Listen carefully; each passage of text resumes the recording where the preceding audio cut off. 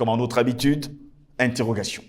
Niger, blindé américain chez Bazoum, que cherche Washington au Sahel? Nous nous interrogeons. Niger, blindé américain chez Bazoum, que cherche Washington au Sahel?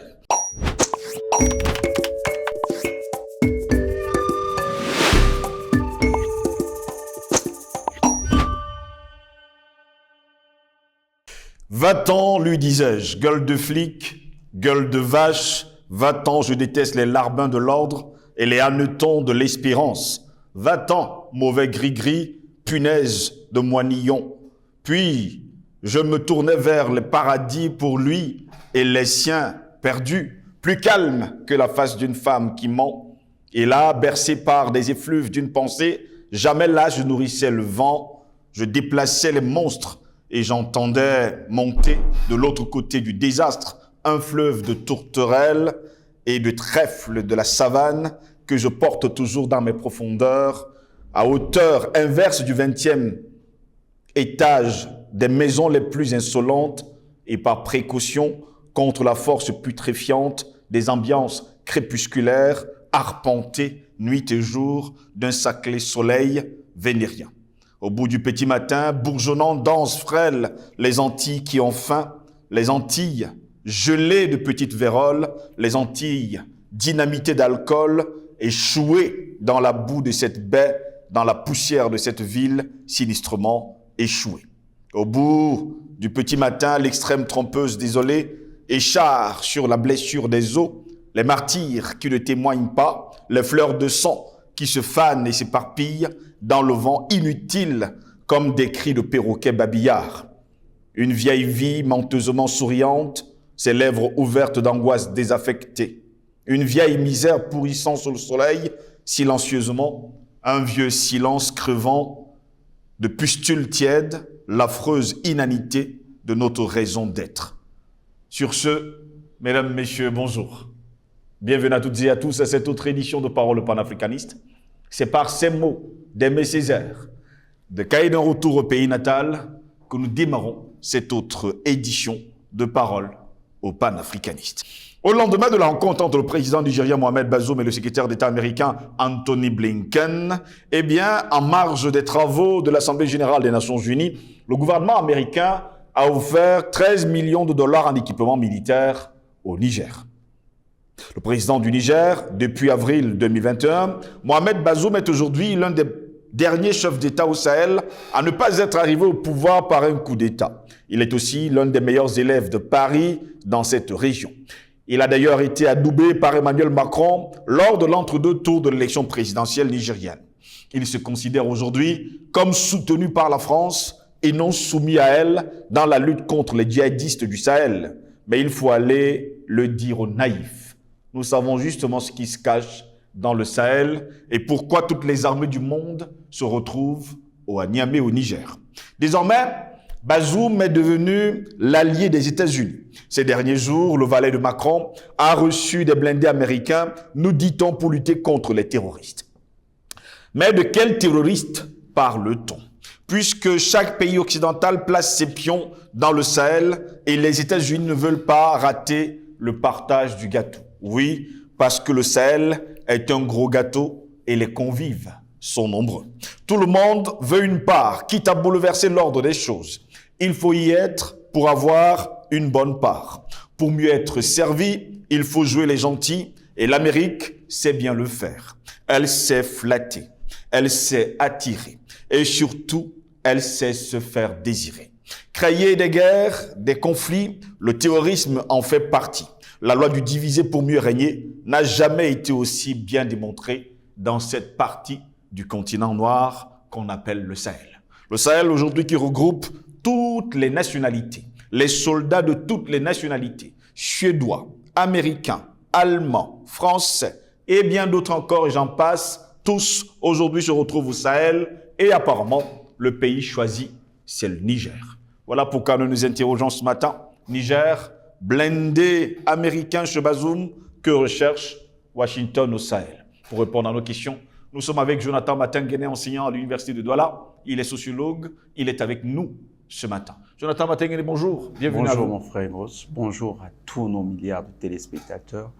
C'est toujours un plaisir que d'être là pour décrypter l'actualité brûlante de notre continent, mais surtout pour revigorer nos troupes combattantes panafricanistes qui sont prêtes et qui réalisent tous les jours des exploits. Nous leur disons félicitations et surtout bravo, beaucoup de courage. La lutte se poursuit et nous savons que nous allons bientôt parvenir à la victoire.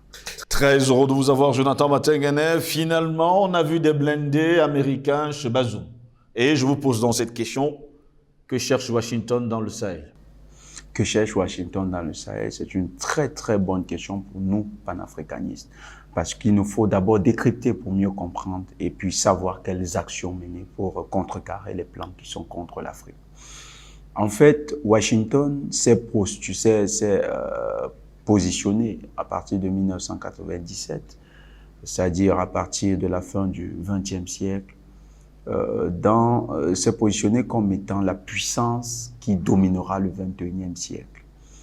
Ce positionnement stratégique a eu lieu dans les travaux de Zbigniew Brzezinski, qui est un grand stratège états-unien, et qui va écrire, d'origine polonaise bien sûr, qui va écrire Le Grand Échiquier. Et dans Le Grand Échiquier, il va revenir avec un leitmotiv. Les États-Unis, puissance majeure du XXIe siècle. Il dit il faut que les États-Unis soient la puissance du XXIe siècle. Et pour ça, il faut que l'hégémonie états-unienne soit partagée de par le monde et se réalise de par le monde et sans partage. Alors, comment ça va se décliner? Au niveau de la puissance militaire états-unienne, hormis les flottes qui étaient déjà existantes, ils vont créer des centres de commande par région du monde. Ils vont créer, par exemple, pour l'Europe, un centre de commande militaire Eurocom. Ils vont créer un centre de force de coordination de l'action des forces spéciales en Europe. Et ils vont créer aussi pour l'Afrique un centre de coordination des opérations militaires qu'ils appellent Africom. Oui. Mais Africom a un ancêtre. C'est-à-dire qu'Africom, ça vient véritablement, ça prend forme plutôt de 2007. Mais avant, il y a un ancêtre qui était déjà dans la pensée états-unienne. Et cet ancêtre, c'est le Pan Sahel Initiative, PSI. Le PSI est rédigé sous l'ère George Walker Bush, avant les attentats du 11 septembre. Oui. Avant les attentats du 11 septembre. Vous savez que plusieurs années avant, il y a eu le Black Hawk Operation, c'était l'opération Faucon Noir au niveau de Mogadiscio en Somalie. En Somalie, oui. Et ça s'est soldé par un fiasco. Donc les États-Unis, la chute du Faucon Noir, pour repenser leur stratégie de conquête, de contrôle de l'Afrique, surtout du Golfe de Guinée, vont procéder par le Pan Sahel Initiative. Et quand vous lisez et vous parcourez le Pan Sahel Initiative, ils envisagent la création de bases militaires dans le Sahel et dans le Golfe de Guinée particulièrement. Et ils envisagent également un appui technique aux armées, c'est-à-dire la formation et le renseignement sur le terrain pour des missions de contre-terrorisme, donc des missions antiterroristes. Et au niveau du Sahel, donc, ils vont, dès 2002, lancer cette initiative. Et en 2013, après avoir bien sûr construit tout un ensemble d'éléments, en 2013, déjà ils venaient pour des formations des armées sahéliennes. En 2013, ils vont décider donc d'envoyer des éléments à la suite de l'ouverture de l'opération Serval que la France avait initiée au niveau du Mali. Donc, ils vont envoyer 100 soldats sous le président Obama. Envoyer 100 soldats. Et les 100 soldats vont d'abord apporter un appui technique, comme un appui en formation aux militaires nigériens. Mais à partir de 2015, ils vont tripler ce nombre. Et en 2017, ils vont même procéder à la construction d'une base militaire au niveau d'Agadez. Laquelle base militaire a coûté plus de 100 millions de dollars. Et à partir de cette base militaire, ils vont réaliser des missions de logistique, d'appui logistique à l'armée française. Et ils vont également réaliser des missions d'intelligence, de contre-espionnage. Sauf que cela ne s'est pas suivi par des résultats concrets.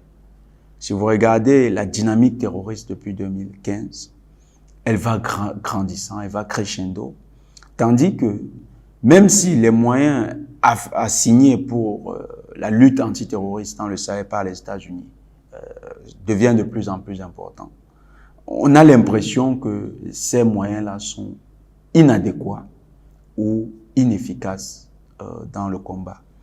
Et on remarque également que les armées qui semblaient plutôt entraînées pour lutter contre les terroristes sont des armées qui sont très fébriles. Figurez-vous, en 2017 et 2019, l'armée nigérienne va connaître un pic d'attaques tel qu'ils vont perdre d'importants contingents.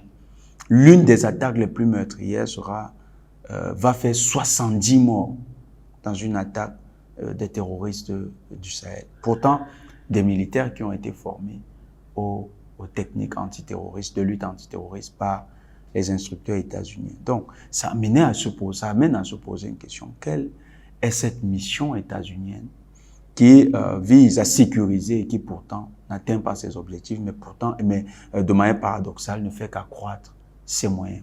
Il faut noter que dans le Sahel, les États-Unis ont déployé des drones Reaper, dont la valeur est d'au moins 20 millions de dollars. Ils ont déployé, c'était 6 drones connus, 6 drones Reaper. 20 millions de dollars, si vous faites x6, on est dans l'ordre de 120 millions de dollars. Ils ont construit une base militaire de 100 millions de dollars. On ne peut pas estimer les hélicoptères qu'ils ont sur le terrain, les C-130 qu'ils ont mis sur le terrain, les ravitailleurs pour les chasseurs Rafale qui allaient en... Donc, quand vous regardez le budget de l'armée états-unienne dans le Sahel, aujourd'hui, il est au-delà, il avoisine le milliard de dollars. Alors, pourquoi les États-Unis mettent autant de moyens au Sahel? C'est simplement parce que dans la stratégie brzezinskienne, stratégie de Brzezinski, il fallait contrôler le Sahel. Et quand nous disons contrôler le Sahel, beaucoup de nos téléspectateurs peuvent croire qu'il s'agit simplement d'avoir une présence militaire, il s'agit d'avoir une coopération active avec les armées présentes. C'est un pan de ce contrôle-là. Le contrôle, selon Brzezinski, s'explique aussi par la dynamique de la guerre. Parce que Brzezinski va détailler les nouveaux pôles de conflit, les nouveaux pôles de conflit mondiaux. Il va déterminer en Asie centrale des pôles. Il va également déterminer au niveau de l'Afrique, surtout à la frontière avec l'Afrique du Nord. Donc, il va montrer qu'il y a des pôles là-bas. Et c'est ces zones-là qui vont devenir des zones de déstabilisation majeure. Pour les États-Unis, la déstabilisation de ces États ne renvoie pas à une insécurité négative. C'est une insécurité positive parce qu'elle permet de justifier les contrats de coopération militaire qu'elle va tisser avec les armées de ces pays. Elle va leur permettre de mieux contrôler ces zones. Donc, la stratégie de contrôle de Brzezinski était ainsi mise en œuvre et c'est dans ce cadre qu'on a effectivement cette présence militaire états-unienne dans le Sahel. Ça participe de l'affirmation de l'hégémonie états-unienne.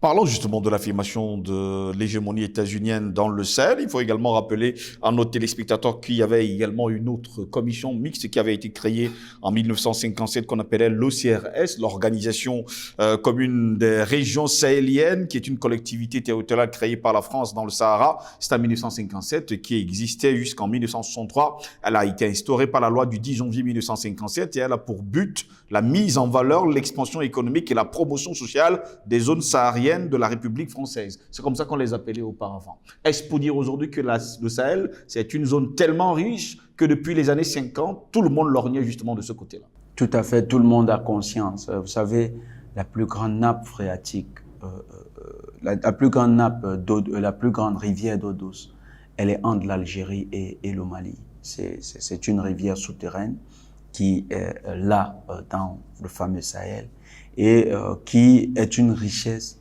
hautement stratégiques Oui. qu'il faut contrôler. On estime également que les plus grandes réserves d'uranium d'Afrique sont également dans cette zone, d'hydrogène liquide également dans cette zone. Donc, c'est une zone hautement stratégique pour les États impérialistes. Pourquoi? Parce que les États impérialistes, dans leur version hégémonique, il faut un peu rentrer dans la construction de ce qu'on appelle l'hégémonie. L'hégémonie suppose une dissymétrie, et un principe de dissymétrie, oui, un principe d'irréversibilité.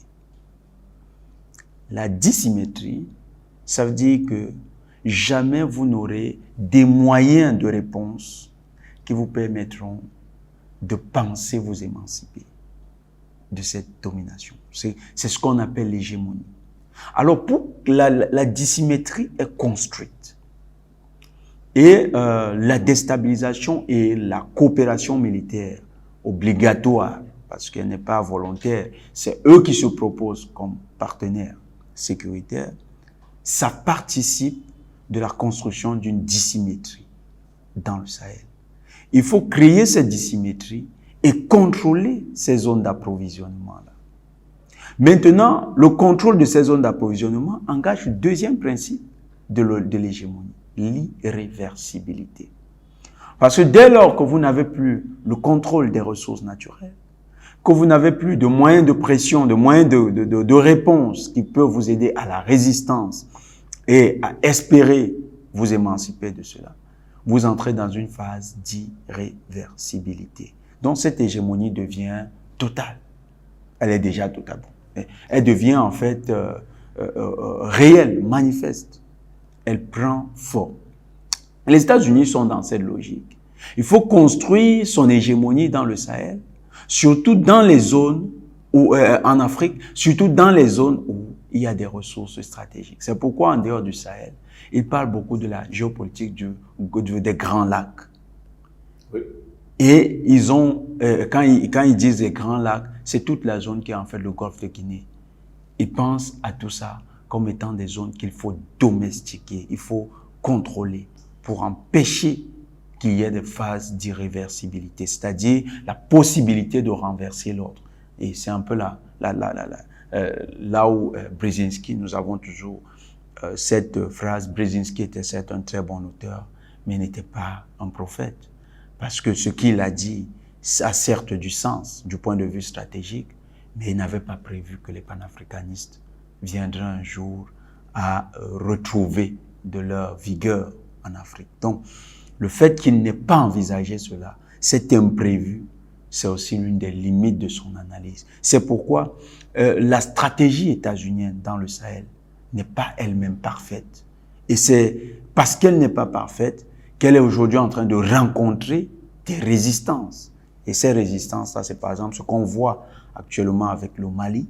Vous savez, un État qui est en train de proposer une nouvelle forme de coopération, qui a ses propres stratégies de lutte contre le terrorisme, qui entraîne dans son sillage d'autres États, la Guinée-Conakry, le Burkina Faso. Et ces États sont en train de converger autour d'une même stratégie. Cette harmonisation amène les populations du Niger à comparer les deux approches, l'hégémonie états-unienne et le modèle malien de lutte contre les terroristes.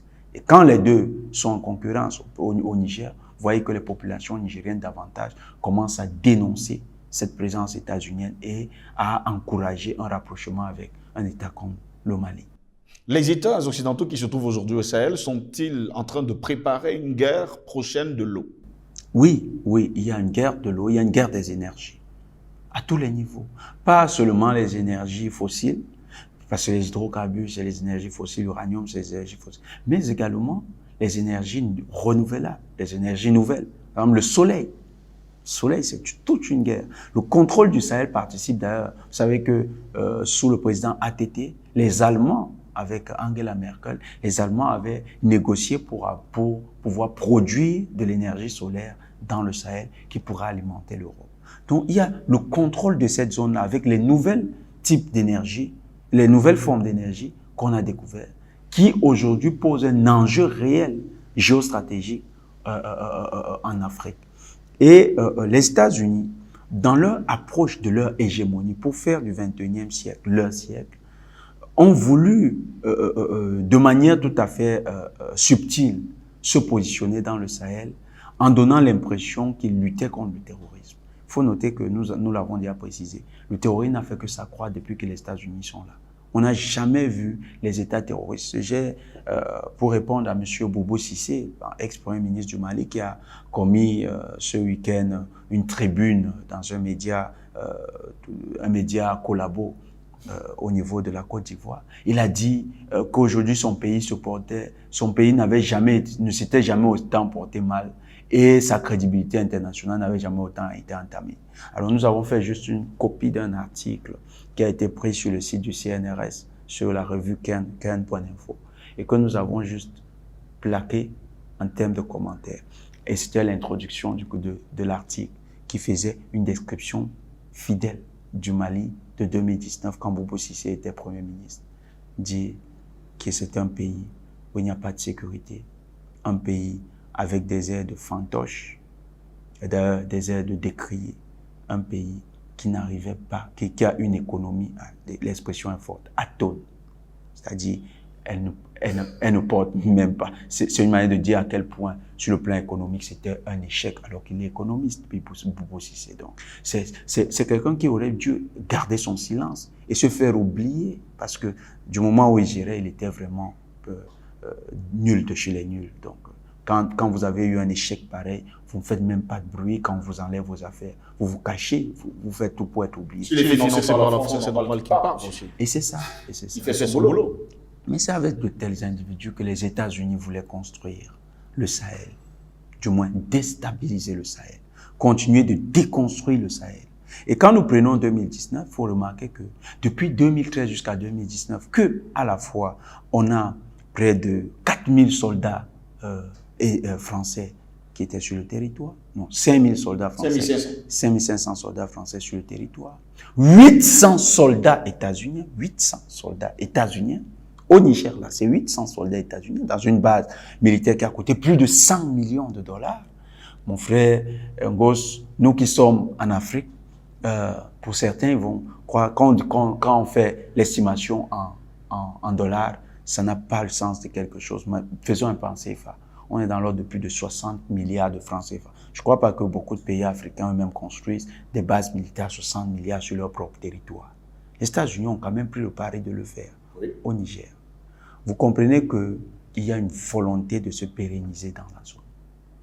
Parce qu'une base militaire de 60 milliards de dollars, de francs CFA, ce n'est pas une maison qu'on va construire pour l'habiter quelques jours. C'est un projet qui s'inscrit dans la durée.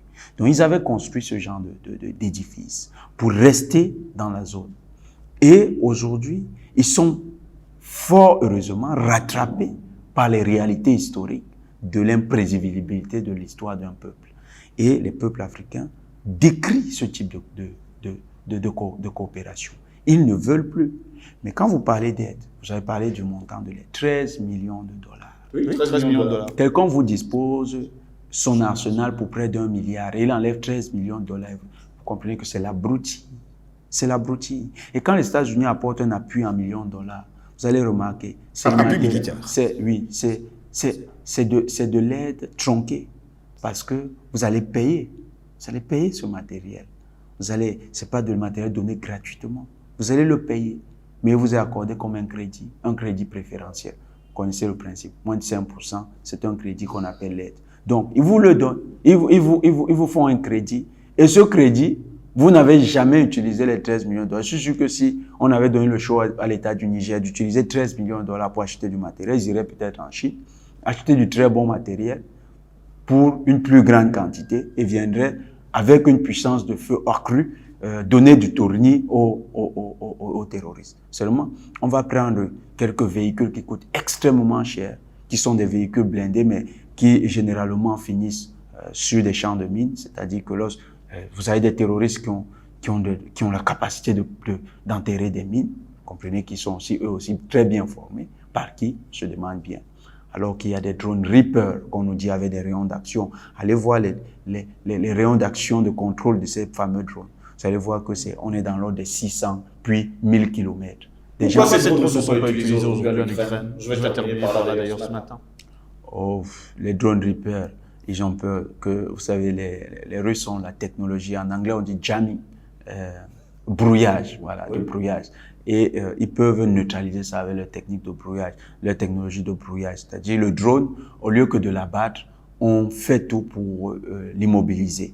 Et il se pose, quand il est au sol, les Russes vont récupérer, vont regarder la technologie et ils vont faire une copie, quelque chose qui sera russe, qui sera peut-être plus performant que le Reaper. Donc, puisque c'est du matériel de dernière génération aux États-Unis, ils ne peuvent pas amener ça en Ukraine. Ils savent que les Ukrainiens, aujourd'hui, ne se battent pas. Et même les mercenaires états-uniens, polonais, suédois, français qui sont sur le territoire, ils font plus le poids face aux...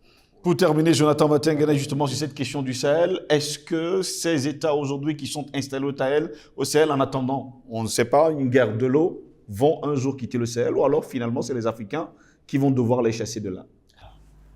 L'exemple de Gao est là pour nous parler. À Gao, c'est les Africains qui ont chassé. Vous avez vu comment la débandade, les Français étaient obligés de brûler leur matériel pour pas le laisser. Donc, c'est ce qui va se passer nécessairement au niveau du Niger. Le peuple du Niger a un gros morceau à croquer. Il faudra chasser Barkhane, Takuba et la base états-unienne. Ça fait quand même de trop pour un seul pays. En dehors des terroristes, ils ont ces trois éléments-là qu'il faudra chasser. Pourquoi nous interpellons les populations nigériennes? Il y a l'opération Sabre également qui a été dirigée vers le Niger. Voilà. Il faut balayer tout ça. C'est pourquoi il faut que les autorités... lui, c'est Takuba, non? Sabre, c'est ça qu'ils appellent Takuba. Takuba, c'est autre chose, hein, mais il y a une autre opération Sabre du côté du Burkina Faso qu'on appelle totalement et entièrement Sabre. Bon, c'est une longue histoire. Mais c'est le même nom, vous savez. Barkhane et Sabre, mais c'est dans une autre langue. Dans une autre langue, ok. Donc, il faudra... Ça fait beaucoup. Ça fait 4 pour un peuple. Nous savons que le peuple nigérien est brave. Oui. Nous faisons confiance aux Nigériens. Nous avons vu la belle réponse à M. Ité. C'était vraiment solide, formidable. Donc, si le peuple nigérien a pu nous servir ça en plein campus, ils peuvent encore faire mieux. Nous savons qu'ils vont se lever. Ils vont défendre leur souveraineté et ils vont nous ramener ce Niger-là entier sans les bases militaires étrangères. Le grand combat, c'est d'empêcher l'installation des bases militaires étrangères sur nos territoires. Pour que le projet de Brzezinski ne prenne pas corps en Afrique, il faut au maximum empêcher que les États-Unis aient des bases militaires en Afrique. Parce que leur hégémonie n'est pas synonyme de bonheur. Les États-Unis sont les plus grands fabricants de pauvres dans le monde. Quand vous regardez rien que le territoire états-unien, malgré la prédation internationale dont ils sont les acteurs, regardez le nombre de pauvres qu'ils ont sur leur territoire et regardez leur type de pauvres. Ils ont une pauvreté extrême, une pauvreté qui n'est pas seulement matérielle, elle est aussi spirituelle, elle est aussi psychologique. Quand vous regardez les pauvres états-uniens, dans quoi est-ce qu'ils mouillent? À longueur de journée, ils se shootent à la drogue. Ça, c'est un seuil de pauvreté qu'on vit très rarement en Afrique. On ne voit pas beaucoup en Afrique. En Afrique, nous avons certes des pauvres qui n'ont pas de quoi avoir des logements modernes, se vêtir selon la modernité. Ça, c'est nos pauvres. Hein? Oui. Mais ils se nourrissent quand même et ils ne passent pas leur journée à se shooter à la drogue, à vouloir exister par procuration, par des substances nocives pour leur santé. Ça, nous n'avons pas ce genre de pauvres. Donc, c'est le plus grand producteur de l'extrême pauvreté et c'est une culture de la mort qui se répand. Cette culture que l'on voit avec l'homosexualité et toutes ces pratiques malveillantes. Il faut empêcher que les bases militaires états-uniennes se déploient en Afrique. C'est d'ailleurs pourquoi cette émission est très intéressante. Leur implantation au Niger, c'est une très mauvaise nouvelle. Nous demandons au peuple nigérien de se lever comme un seul et de défendre sa souveraineté en demandant la fermeture de toutes les bases étrangères sur son territoire. Merci à vous, Jonathan Watengene, d'avoir été là ce matin. C'est toujours un plaisir, mon frère Goss. Au bout du petit matin, sur cette plus fragile épaisseur de terre que dépasse de façon humiliante son grandiose avenir, les volcans éclateront, l'ONU emportera les taches mûres du soleil et il ne restera plus qu'un bouillonnement tiède picoré d'oiseaux marins, la plage des songes et l'insensé réveil. C'est sur ces paroles d'Aimé Césaire de Caïdan retour au pays natal que nous mettons la clé sous le paillasson pour cette édition de Paroles panafricanistes. Mesdames, Messieurs, passez une agréable journée.